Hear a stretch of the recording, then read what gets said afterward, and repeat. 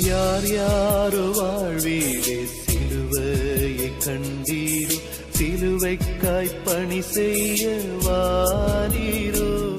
கிறிஸ்துவுக்குள் பிரியமானவர்களே, ஆண்டவரும் இரட்சகருமாகிய இயேசு கிறிஸ்துவின் நாமத்தினாலேயும் எஸ்எம்பிஎம் என்ஜிபிஎம் மிஷனரி இயக்கத்தின் சார்பில் எழுந்து கட்டுவோம் வாருங்கள் நிகழ்வுக்கு உங்களை அன்போடு கூட வரவேற்கிறோம்.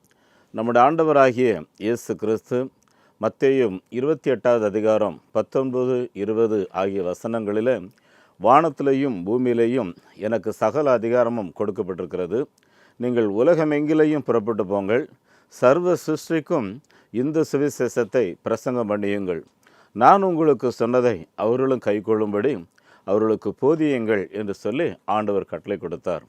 அருமையானவர்களே, இந்த உலகில் பிறந்த எல்லாரும் தேவ சாயலிலே, கடவுளின் சாயலிலே உருவாக்கப்பட்டிருக்கிறவர்கள். ஆகவே அனைத்து மனிதர்களும் சொர்க்கம் பரலோகம் வர வேண்டும் என்று இறைவன் விரும்புகிறார். ஒரு மனுஷன் கூட நரகம் செல்ல வேண்டும் என்று அவர் விரும்புகிறதல்ல. நரகம் மனுஷனுக்காக உருவாக்கப்பட்டதல்ல, அது சாத்தானுக்கும் சாத்தானுடைய தூதர்களுக்குமாக உருவாக்கப்பட்டது. ஆனால் சாத்தானாலே ஏவப்பட்டு சாத்தானின் கிரியைகளாகிய கலவரம், ஏமாற்று, பொய், கொலை, கற்பழிப்பு என்று மனம்போன போக்கில் தான் தெட்டித்தனம்னு சொல்லுவாங்க, மனசில் நினைக்கிறதெல்லாம் செய்து முடிச்சிடுறது. இப்படிலாம் செய்துட்டோன்னு சொன்னால் நிச்சயம் நரகம்தான். அந்த நரகத்துக்கு நீ உருவாக்கப்பட்ட நல்ல, உனக்கு ஒரு வீடு இருக்குது பரலோகம். இயேசு சொன்னார், நான் உங்களுக்கு ஒரு ஸ்தலத்தை ஆயத்தம் பண்ணின பின்பு நான் வந்து உங்களை அழைத்து செல்வேன் என்று சொன்னார். என் அன்புக்குரியவர்கள், ஆகவே உங்கள் இருதயம் கலங்காதிருப்பதாக என்னிடத்தில் விசுவாசமாக இருங்கள் என்று சொன்னார். இந்த நல்ல செய்தியை நம்முடைய பாரத தேசத்து மக்களுக்கு சொல்லுகிறதுல ஒரு 70 பேர் கொண்ட குழுவாக எஸ்எம்பிஎம் அமைப்பு இயங்குகிறது. அருமையானவர்களே, என்ஜிபிஎம் நிறுவனத்துக்கு 80G எக்ஸப்ஷன் இருக்கிறது. உங்களுடைய சிறப்பு நன்கொடைகளை நீங்கள் 80G எக்ஸப்ஷன் கீழாக ஐடியில் நீங்கள் கிளைம் பண்ணி கொள்ள முடியும். அன்பானவர்களே, கடந்த நாட்களில் நாங்கள் நேபாள் நாட்டிற்கு சென்றிருந்தோம். அதை தொடர்ந்து உத்தரகாண்டுக்கும் யூபிக்கும் டெல்லிக்கும் சென்று திரும்பி வந்தோம். அருமையானவர்களே, செல்லுமிடமெல்லாம் ஆண்டவர் சுவிசேஷத்துக்கு நல்ல சிறந்த வாசலை வைத்திருக்கிறார். ஜனங்கள் எங்களுக்கும் நற்செய்தி சொல்லுங்களேன், ஏன் இவ்வளவு காலம் எங்களுக்கு சொல்லவில்லை என்று சொல்லி நம்மை கேட்கிறார்கள். அந்த அளவுக்கு மக்கள் மத்தியில் ஒரு வாஞ்சை, ஒரு வரவேற்பு. ஏனென்றால் உலகமெங்கிலேயும் இந்தியா ரட்சிக்கப்பட வேண்டும் என்ற பாரத்தோடு ஜெபிக்கிற ஏராளமான பரிசுத்தவான்களே எனக்கு தெரியும். இரவு பகலாக 12 மணி நேரம் 24 மணி நேரம் என்று இடைவிடாத ஜபங்களை பலர் நடத்துகிறார்கள், நாடு ரட்சிக்கப்பட வேண்டும் என்று சொல்லி. ஆகவே இந்த நாட்டை தேவனார் பக்கமாக திருப்பி கொண்டிருக்கிறார். ஆகவே என் அன்பானவர்களே, இந்த கடைசி காலத்தில் ஒவ்வொரு கிறிஸ்தவர்களும் மிஷனரி பணியில் ஈடுபட வேண்டும். எங்களுடைய இயக்கத்தின் சார்பில் இந்தியா முழுவதும் 187 பேர் இருக்கிறார்கள். நேர்முக தேர்வு நடத்தி முடித்து கிட்டத்தட்ட ஒரு 150 பேர் இருக்காங்க. 250 அலுவலகத்தில் அப்ளிகேஷன் காத்திருக்கு. அருமையானவர்களே, 1000க்கும் மேற்பட்ட குழந்தைகள் படிக்கிறதுக்காக காத்திருக்கிறார்கள். குழந்தைகளுடைய அப்ளிகேஷன் எங்களுடைய கையில் இருக்குது. எங்களுக்காக நீங்கள் ஜெபம் பண்ணி கொள்ளுங்கள். ஒரு மிஷனரி ஸ்பான்சர்ஷிப்புக்கு 3000 ரூபாய் வாங்குகிறோம். ஆதிவாசி குழந்தைகளுடைய படிப்புக்கு ஒரு பகுதி 600, முழுமையாக பொறுப்பெடுக்க 1200, மிஷனரிகளுடைய குழந்தைகளை படிக்க வைக்க 1000 ரூபாய் வாங்குகிறோம். மாதந்தோறும் ஆத்துமாவே தேடி என்கிற பத்திரிகை, இயேசு கிறிஸ்துவின் வருகைக்கு நாம் ஆயத்தமாக இருக்க வேண்டும் என்ற உயர்ந்த லட்சியத்தோடு இந்த பத்திரிகை நாங்கள் தயாரித்து அனுப்புகிறோம். நீங்களும் வாசியுங்கள், ஜெபியுங்கள், வருகைக்கு ஆயத்தமாகுங்கள். அது மாத்திரமல்ல, இந்த தேசத்தின் ரட்சிப்பின் திட்டத்தில் ஒரு பங்காளராக உங்களை இணைத்து கொள்ளுங்கள். அருமையானவர்களே, இந்த ஊழியத்தின் தேவைகளை சந்திக்க தொழில் முனைபவர்களுக்கு என்று சொல்லி ஒரு சேமிப்பு பெட்டி, உங்களுடைய தொழில் ஆரம்பிக்கும் போது ஜெபம் பண்ணி ஆரம்பித்து இரவு ஆண்டவருக்கு நன்றி செலுத்தி இதில் நீங்கள் காணிக்கைகளை சேகரிங்கள். உங்களுடைய வீட்டில் நடக்கிற சிறப்பு வைபவங்கள், பிறந்த நாள், திருமண நாள், வீடு கட்டியிருக்கிறோம் போன்ற நல்ல காரியங்கள் வரும்பொழுதெல்லாம் இந்த பெட்டியில் நீங்கள் காணிக்கைகளை போட்டி வைத்தீர்கள் என்றால் இந்த பெட்டியில் இருக்கிற காணிக்கைகளை வட மாநிலங்களில் ஆலயம் கட்டுவதற்கு பயன்படுத்துவோம். அருமையானவர்களை, இதுவரையிலையும் 17 ஆலயம் கட்டி முடித்திருக்கிறோம். ஒரு 4 இடத்துல பிரதிஷ்டைக்கு ஆயத்தமாக இருக்குது. சில பேராயர் போதகர்மாருடைய டேட்காக காத்திருக்கிறோம்.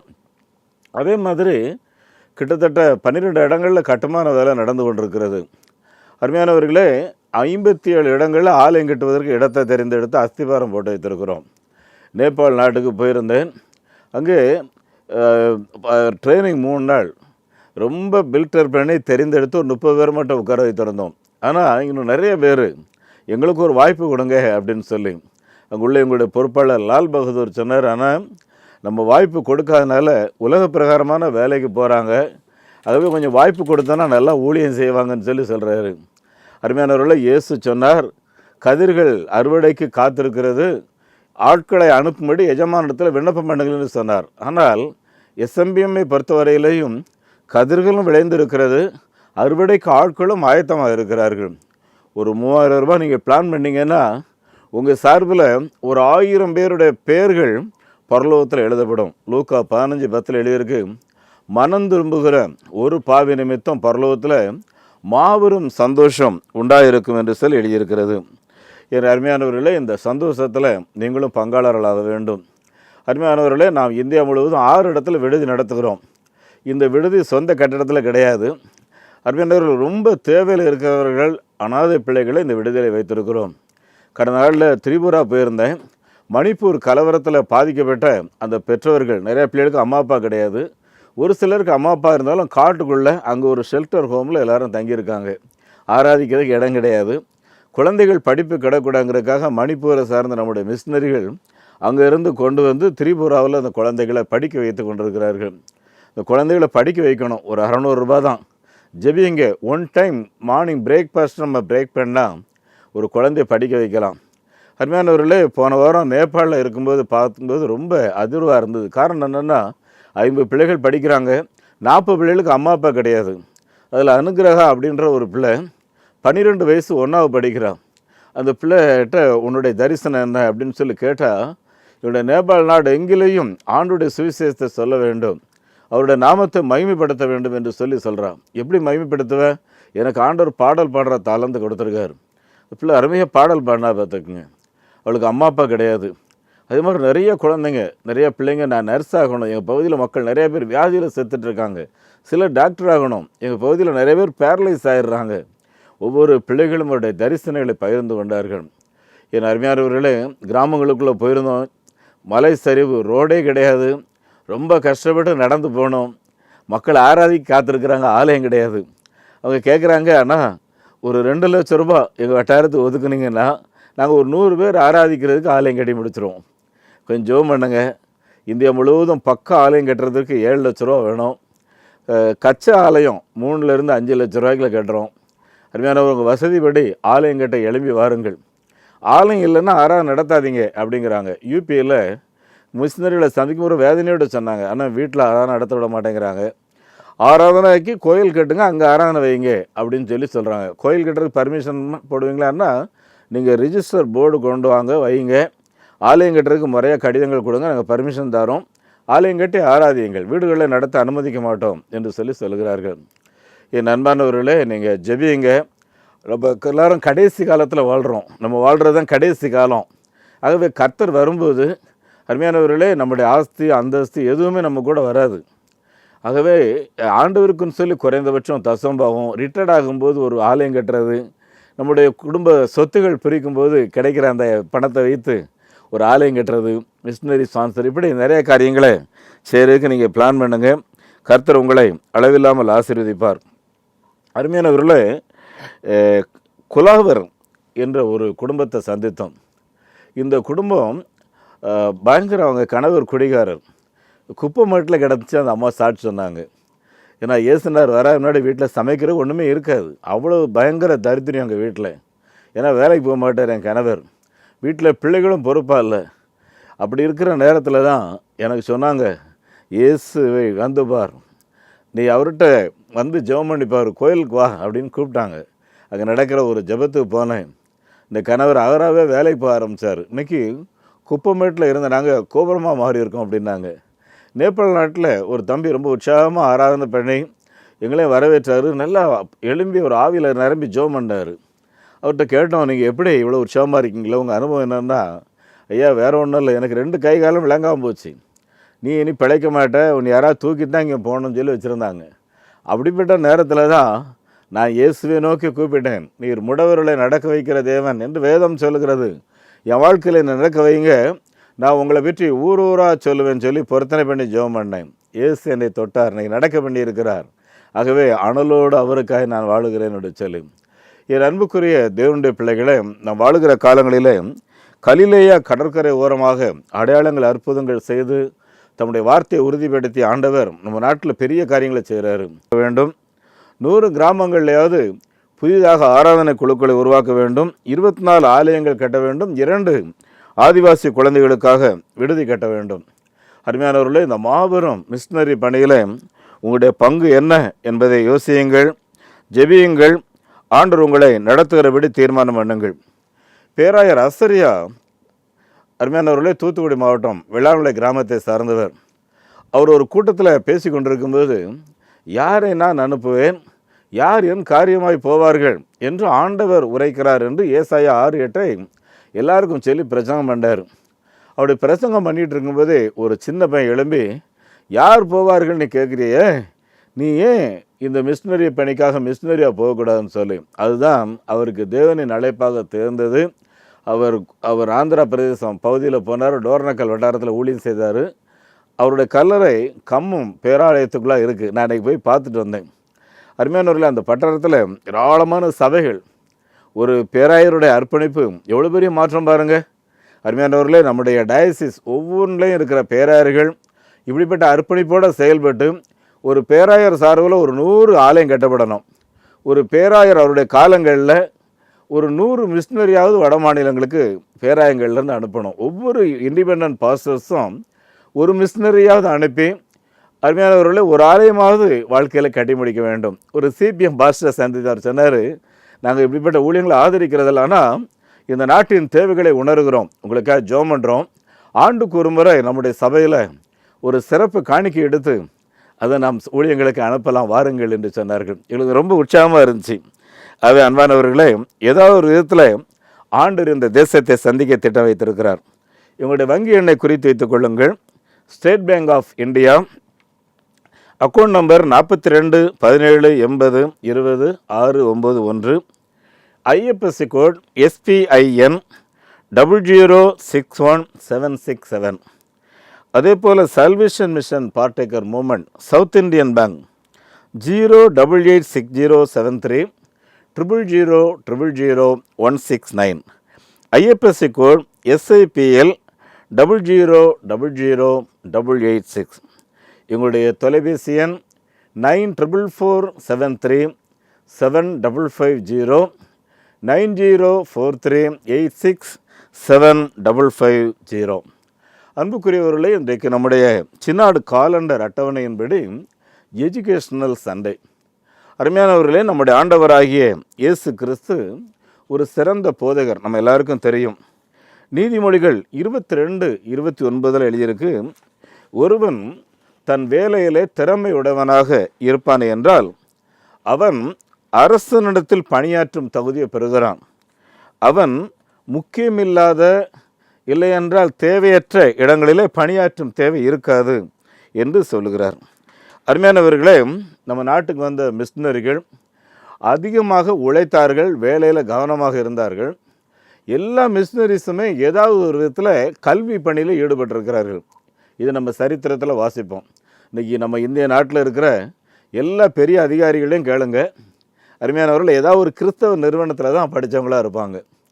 அருமையானவர்களே, நாங்கள் மஸ்கட் போயிருக்கும்போது அங்கே உள்ள அரசர் கிறிஸ்தவ நிறுவனத்தில் படித்தவர், பூட்டான் நாட்டில் இருக்கிற அரசர் கிறிஸ்தவ நிறுவனத்தில் படித்தவர். இப்படி கல்விக்கு நாம் மாற்றிய சேவை மிக அதிகம். அருமையானவர்களே, நம்முடைய ஆண்டவர் தன்னுடைய கடைசி கட்டளையை சொல்லும்போதும் உபதேசம் பண்ணுங்கள் என்று சொல்லியிருக்கிறார். அருமையானவர்களே, உபாகமம் 6வது அதிகாரம் 7வது வசனத்தை வாசித்து பாருங்கள். அங்கே எழுதியிருக்கு, உன் பிள்ளைகளுக்கு கருத்தாயினை போதி, உன் பிள்ளைகள் வீட்டில் உட்கார்ந்திருக்கும்போது, நடக்கும்போது, படுக்கும்போது, எழுந்திருக்கும்போது அவர்களுக்கு நல்ல போதனைகளை கொடு என்று சொல்லுகிறது. அருமையானவர்களே, நீதிமொழிகள் புஸ்தகத்தை வாசித்து பார்த்தீங்கன்னா அங்கே என்ன எழுதியிருக்கோன்னா, என் மகனே இதை கைக்கொள், என் மகளே இதை செய்யாதே. சரியா?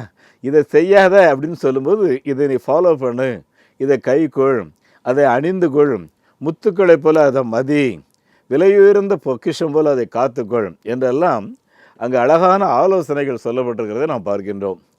என் அன்பான தேவனுடைய பிள்ளைகளே, இப்படி போதனை நம்மை தரமான மனிதர்களாக உருவாக்குகிறது. இதை குறித்து ஒரு மனுஷன் சொல்லும்போது, கற்றளவு கையளவு, கல்லளவு கடலளவு. நம்ம எல்லாருமே நிறைய தெரிஞ்சுக்கிட்டோம்னு நினைக்கிறோம். அருமையானவர்களே, நம்ம ஊரில் டாக்டர் கலைஞர் இருந்தார். அவர் என்ன சொல்லுவார், என்னுடைய பர்த்டே என்னை பார்க்கும்போதெல்லாம் ஏதாவது கொடுக்கணும்னு நினச்சிங்கன்னா ஒரு புக்ஸ் வாங்கிட்டு வந்து கொடுங்க, நான் நிறைய புக்ஸ் படிக்கணும் அப்படிம்பார். ஏன்னா படிக்க படிக்க படிக்க நாம் அறிவிலே தேறினவர்களாக இருப்போம். அருமையானவர்களே, நாம் எந்த அளவுக்கு கல்வி கற்கிறோமோ அந்த அளவுக்கு தேறினவர்களாக இருப்போம். அருமையானவர்களே, சங்கீதம் 94:9-10 எழுதியிருக்கு, மனுஷனுக்கு அறிவை போதிக்கிறவர் என்று நம்முடைய ஆண்டவரை குறித்து எழுதியிருக்கிறது. யாரெல்லாம் கடவுளுக்கு பயப்படுகிறார்களோ அவர்களுக்கு ஞானத்தையும் கற்றுக் கொடுத்து அவன் நடக்க வேண்டிய பாதையை காட்டுறார். சங்கீதம் 32:8 எழுதியிருக்கு, நான் உனக்கு போதித்து நீ நடக்க வேண்டிய வழிகளை உனக்கு காட்டுவேன், உண்மையில் என் கண்ணை வைத்து உனக்கு ஆலோசனை சொல்லுவேன். அருமையானவர்களே, இந்த கிறிஸ்தவர்கள் எல்லாருமே தேவாலயத்துக்கு போகணும் இல்லையா? ஆங்கில வேதாகமத்தில் சினகாகுன்னு எழுதியிருக்கோம். சினகாகுன்னா ஒரு ஜெப ஆலயம். இதுக்கு சரியான மொழிபெயர்ச்சி என்ன அவர் சொல்லுது அப்படின்னு பார்த்தீங்கன்னா, ஒவ்வொரு தேவாலயமும் பயிற்சி நிலையம் பார்த்துங்க, ட்ரைனிங் சென்டர். அதுதான் நோட் புக்கோட இல்லையென்றால் ஒரு நோட் பேடு ஒரு பேனாவோட ஆலயத்துக்கு வாங்க அப்படின்னு சொல்லி போதகர்கள் சொல்லுவாங்க. ஏன்னா அங்கே போதிக்கும்போது நோட்ஸ் எடுத்து அதை அசை போடுங்க, அது உங்களுக்கு நல்ல பிரயோஜனமாக இருக்கும்னு சொல்லி. என் அன்புக்குரிய தேவனுடைய பிள்ளைகளே, ஆகவே போதனைகள் என்பது மிக அவசியம். கல்வியாளர் வில்லியம் என்பவருக்கு என்ன சொல்கிறாருன்னா, கல்வியின் நோக்கம் வளத்தை பெருக்குவது, பண்பையும் பண்பட்ட மனதையும் உருவாக்குவது. சரியா? அப்போ நல்ல கல்வி கற்றால் என்ன நடக்கும்? பொருளாதார ரீதியாக உயர முடியும்னு சொல்கிறாரு. அதே மாதிரி நல்ல பண்புள்ள குணம் கிடைக்கும், அதே மாதிரி பண்புள்ள இருதயம் கிடைக்கும்னு சொல்லி சொல்கிறாரு. பார்த்துக்குங்க, இது ரொம்ப முக்கியம் இல்லையா? யோசித்து பாருங்கள். அதே மாதிரி ஒரு சீன பழமொழி, சீன நாட்டு பழமொழி ஒன்று என்ன சொல்லுதுன்னா, முறையான கல்வி பெறாத ஒரு மனுஷன் இல்லை என்றால் ஒரு குழந்தையும் சிறகில்லாத பறவைக்கு சமம். இப்போ நம்ம மனுஷனாக இருக்கிறோம், சிறகு நடக்கிறதுக்கு கால் இல்லை கை இல்லைன்னா என்ன, ஒரு முண்டை மாதிரி இருப்போம் இல்லையா? இப்போ கையும் இருக்குது காலம் இருக்குது.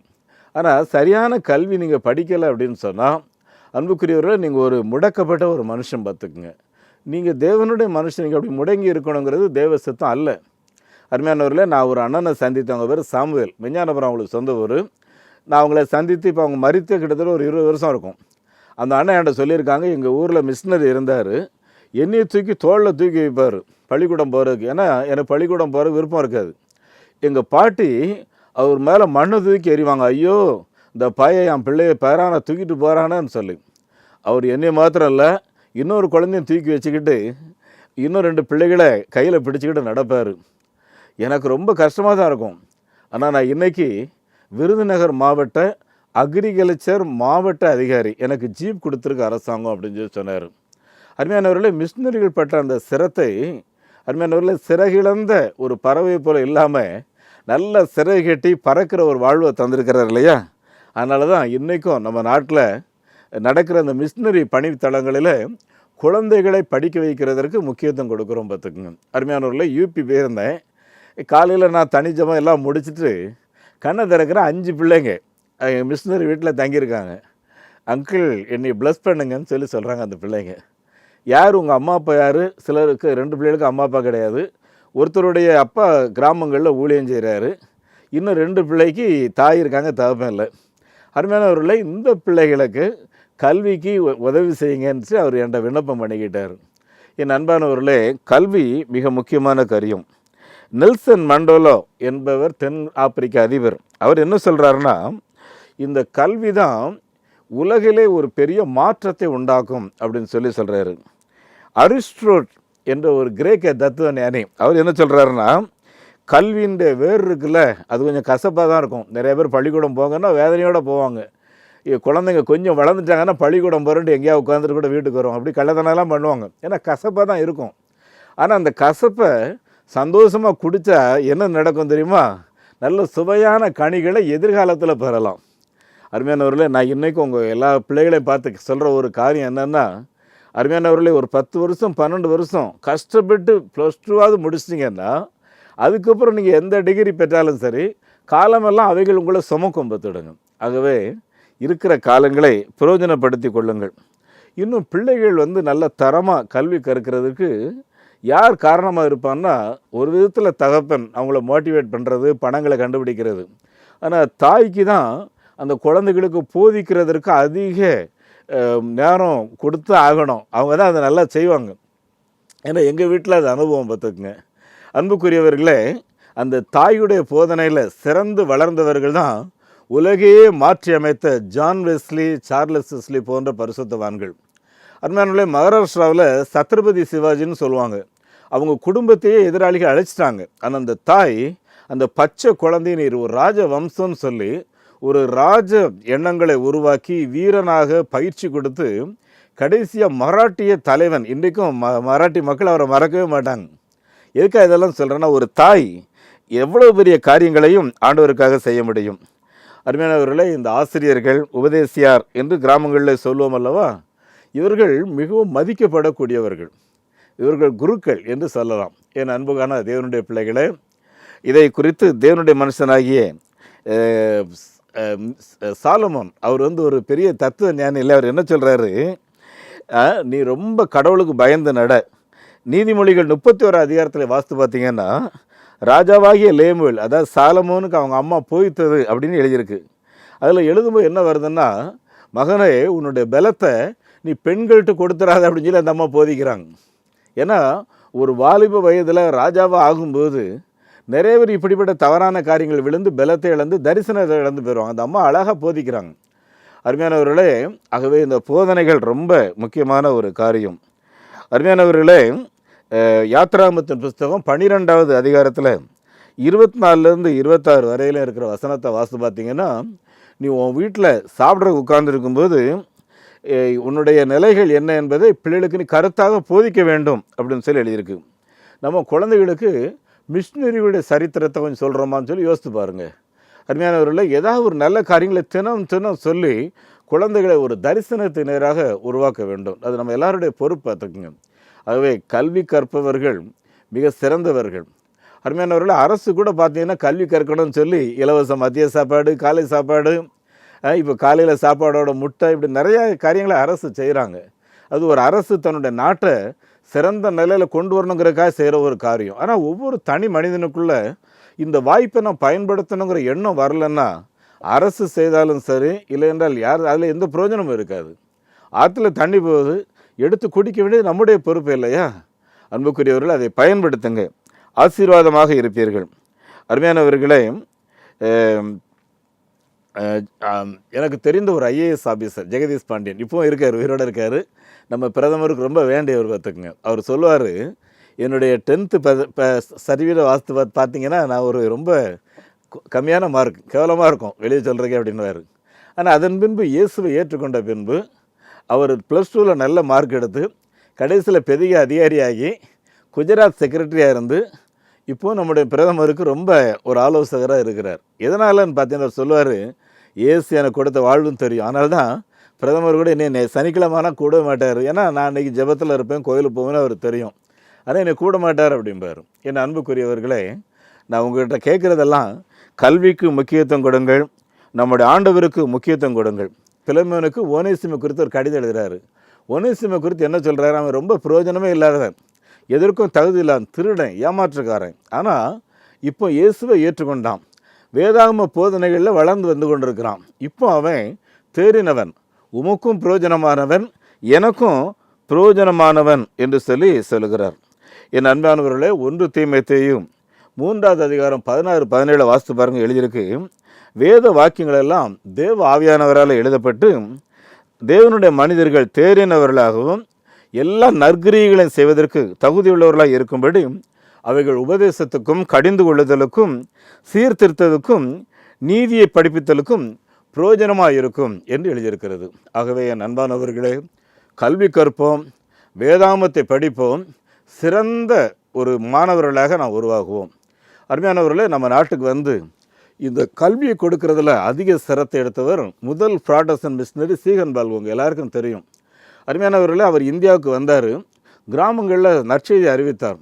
அப்போ என்ன பார்த்தாருன்னா, நிறைய வீட்டில் பெண்கள் அந்த வாலிப வயதுக்கு வந்த உடனே மூத்த பிள்ளைகள் அந்த தேவாலயம் அங்கே இருக்கிற அந்த நாட்டில் இருக்கிற கோயிலில் சேவை செய்கிறதுக்காக போயிடணும். அங்கே போனால் அங்கே இருக்கிற சாமியார்கள் அவர்களை கேவலமாக நடத்துகிறதை அவர் பார்த்தார். ஆகவே அவருடைய மனசில் பெண்கள் கல்வி கற்க வேண்டும் என்ற ஒரு ஆர்வம் வந்துச்சு. பார்த்துக்குங்க அருமையானவர்களே, அதுக்கு முன்னாடி பெண்கள் கல்வியே கற்கக்கூடாது. ஆகவே சீகன்பால்கு சட்டத்தை மீறி பெண்களுக்கான ஒரு பள்ளிக்கூடம் ஆரம்பித்ததுனால அன்றைக்கு இருந்த ஈஸ்ட் இந்தியா கம்பெனி அவரை பிடிச்சி 6 மாதம் செயலில் வச்சாங்க. நீங்கள் இன்றைக்கும் கல்கத்தா போனீங்கன்னா ஜாஸ்வா மார்ஸ்மேன், வில்லியம் கேரிங் இவர்களை குறித்து அங்குள்ள பெண்கள் சொல்லுவாங்க, எங்களுடைய வாழ்வை இன்றைக்கு வளமாக உலகிலே பெங்காலிகள் தலைநிமிர்ந்து இருக்கிறதற்கு எங்களை உருவாக்கினவர்கள் இந்த மிஷினரிமார் என்று சொல்லுவார்கள். என் அன்பானவர்களே, அப்படின்னா மிஷினரிகள் கல்விக்கு ஆற்றின பங்குகள் என்ன, தியாகம் என்னங்கிறத யோசித்து பாருங்கள். மெட்ராஸில் எம்சிசி என்று ஒரு பெரிய கல்லூரி இருக்குது. பல நூற்றுக்கணக்கான ஏக்கர் நிலம் அந்த இடம் இல்லையா. இன்றைக்கி அப்படி ஒரு இடத்த உருவாக்கவே முடியாது. அந்த கல்லூரியை உருவாக்குவதற்கு ஒரு மிஷினரி அவருடைய ஃப்ரெண்ட்ஸு, அவருடைய சொத்து எல்லாத்தையும் விற்று அந்த இடத்த வாங்கி கல்லூரி கட்டின மாத்திரம் இல்லை, நம்ம நாட்டில் இருக்கிற பெரிய பெரிய தலைவர்கள் அந்த கல்லூரியில் படித்தவங்க. இல்லை, சாரா டேக்கர் கல்லூரி உங்கள் எல்லாருக்கும் தெரியும். அருமையானவர்களே, திருநெல்வேலியில் சாரா டேக்கர் கல்லூரியில் படித்தவர்கள் உலகிலே பல பெரிய பெரிய பதவியில் இருக்காங்க. ரொம்ப சந்தோஷம், நீங்கள் நல்லா இருங்க. ஆனால் நீங்கள் இப்படி உயர்வான இடத்துக்கு வர்றதுக்கு காரணமாக இருந்த அந்த சாரா செய்த தியாகத்தை கொஞ்சம் நினச்சி பாருங்கள். அவங்க அப்பா டக்கர் செய்த தியாகத்தை நினச்சி பாருங்கள். அந்த பிள்ளைக்கு கை காலே கிடையாது, ஆனால் கர்த்தருக்காக திருநெல்வேலியில் அவ்வளோ பெரிய காரியங்களை செய்து திருநெல்வேலியில் இருக்கிற பெண் பிள்ளைகள் ஒரு வேசிகளாக மாறிவிடக்கூடாது என்று சொல்லி இன்றைக்கு சரித்திரம் போற்றும் உயர்ந்த இடத்துல நம்ம வாழ வைத்திருக்கிறார்கள். அப்படின்னா நம்ம நாட்டுக்கு என்ன செய்கிறோன்னு யோசித்து பாருங்கள். குறைந்தபட்சம் உங்களுடைய தசம்பாங்களையாவது எடுத்து நீங்கள் மிஷினரி பணிகளுக்கு, நற்செய்தி அறிவிக்கிறதுக்கு, குழந்தைகளை படிக்க வைக்கிறதுக்குன்னு சொல்லி நீங்கள் செலவு பண்ணுறீங்களான்னு யோசித்து பாருங்கள். என் அன்பானவர்களே, தேவை நிறைந்த பெரிய நாட்டில் வாழ்கிறோம். ஆகவே தேவனுக்காக செய்கிற காரியம் மாத்திரமே நிலைத்து நிற்கும். இதில் தேர்வோம். ஆண்டவர் உங்களை ஆசீர்வதிப்பாராக. உங்களுக்காக நான் ஜெபிக்க விரும்புகிறேன். தேவை நிறைந்தவர் இயேசு தேவா, வல்லமை தந்திடுமே. தேவை நிறைந்தவர் இயேசு தேவா, வல்லமை தந்திடுமே. ஆம் பிதாவே, நீர் தேவை நிறைந்த ஒரு நாட்டை எங்கள் கண்களுக்கு முன்பாக வைத்திருக்கிறீர். எங்கள் காலங்களிலே எங்கள் ஆண்டவர் இயேசு கிறிஸ்து வருவீர் என்ற எதிர்பார்ப்போடு எங்களால் இயன்றதை ஆண்டவரே எங்களுடைய நாட்டுக்கு செய்வதற்கு எங்களை பலப்படுத்தும். இந்த வாரத்தில் எங்களுடைய திருச்சபையில் எஜுகேஷனல் சண்டேன்னு சொல்லி கொண்டாடுறோம் சாமி. கல்வி கற்ற நாங்கள், இன்றைக்கு சிறந்த வாழ்க்கை வாழ்கிற நாங்கள், வலதுகைக்கும் இடதுகைக்கும் வித்தியாசம் தெரியாத எங்களுடைய நாட்டு மக்களுக்கு எதையாயிலும் ஒன்று செய்ய உதவி செய்யும்.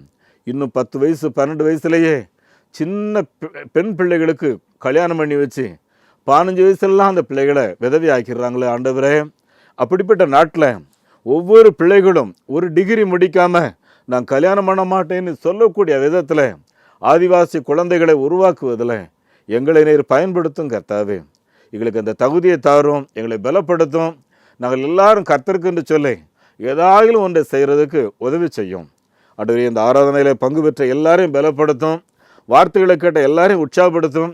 ஒருவர் கூட வெறுமையாக இருக்கக்கூடாது சுவாமி. ஆபிரகாமை பார்த்து சொன்னீர், நான் உன்னை ஆசீர்வதிப்பேன், உன்னை பெருக பண்ணுவேன், உன் மூலம் பூமியில் உள்ள சகல ஜனங்களை ஆசீர்வதிப்பேன்னு சொன்னீர். அந்த ஆண்டவர் ஆபிரகாமை ஆசீர்வதித்த ஆண்டவர், ஈசாக்கை ஆசீர்வதித்த ஆண்டவர், யாக்கோபை ஆசீர்வதித்த ஆண்டவர் உம்முடைய பிள்ளைகளை ஆசீர்வதித்து நடத்தும். ஆண்டவரும் அருமை இரட்சகருமாகிய இயேசு கிறிஸ்துவின் நாமத்தில் இந்த ஜெபத்தை கேட்கின்றோம் பிதாவே. ஆமேன், ஆமேன். நம்முடைய ஆண்டவர் இயேசு கிறிஸ்துவனுடைய கிருபையும் பிதாவாகிய தேவனின் அன்பும் பரிசுத்த ஆவியானுடைய நடத்தில் பிரசன்னம் ஆசீர்வாதம் நம் அனைவரோடும் தங்கியிருப்பதாக. ஆமேன்.